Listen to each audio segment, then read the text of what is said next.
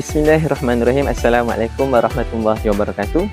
Okay, insyaAllah saya akan menyampaikan sebuah hadis yang bertajuk sedekah dapat menghapuskan dosa, daripada Muaz bin Jabal radhiyallahu anhu, bahawa Rasulullah sallallahu alaihi wasallam bersabda, "Was-sadaqatu tudfi'u al-khatiyata kama yudfi'u al-ma'u nar."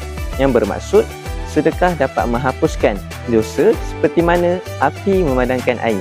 Sebagai contohnya, bila mana seseorang itu bersedekah, insya-Allah dosa-dosa yang dilakukan itu dapat dihapuskan bila mana dia bersedekah. Seperti hadis tadi, api memadamkan air, insya-Allah.